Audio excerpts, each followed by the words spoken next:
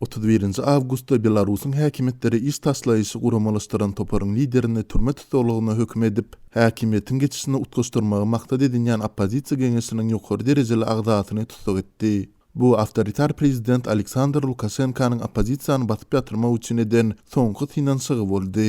Belarusyň maliýe jenaýatlary boýunça bölüminiň polisiýasy utgaşdyrjy geňeşiniň prezidiumynyň 7 agdatynyň biri Liliya Vlasowanyň öýünde gözle işlerini geçireninden soň ony tutsak etdi. Bu barada Vlasowanyň kärdisi Pavel Latushko Telegramda paýlaşan maglumatynda ma'lum etdi. 67 ýaşly Vlasova 9 awgustda geçirilen jedelli prezident saýlawlarynyň ýygyny tutuş ýurt boýunça geçirilen protestlerden soň şu aýyň başynda döredilen prezidiumyň tutsak edilen agdyndan 3-nji agdatydyr.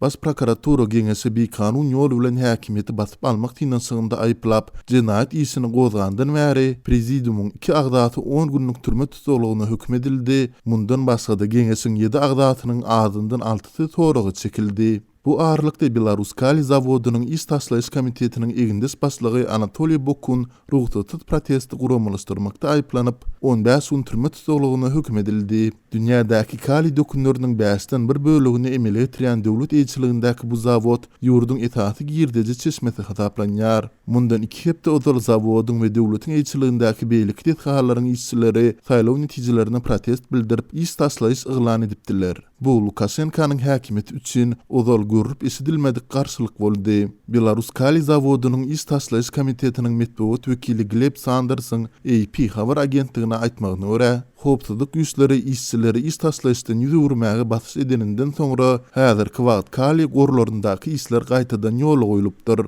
Häkimetlerde kuwatly ykdysady täsir gurallary bar. Olar adamlary iş ýerlerinden kowuljakdygy bilen haýbat atýarlar diýip Sanders aýtdy.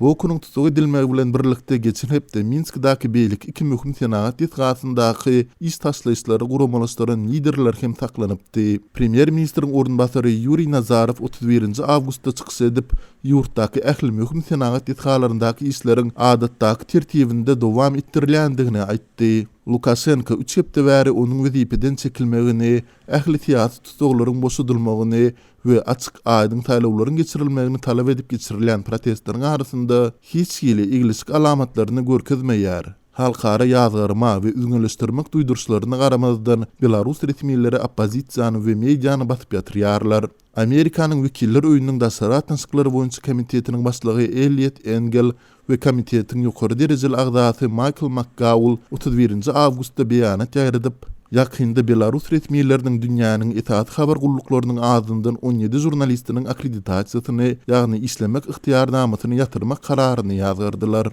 Bu soňky hereketler internet üçinçiligini böwetlemek, garaşsyz habar serişdelerinden maglumat almagyň ýollaryny baglamak, jurnalistleri tutsak etmek we basyş görkezmek tagallalary bilen goşup Lukashenkanyň diktator rejimine garşy çykanlary tem etmek boýunça alınıp barylýan zalim kampaniýanyň şeýle-de rejimiň elhinç basyp ýatyrmalar baradaky aýrylgan maglumatlary ýaşyrmak tagallalarynyň bir bölegidir diýip umumy beýanatda aýdylýar.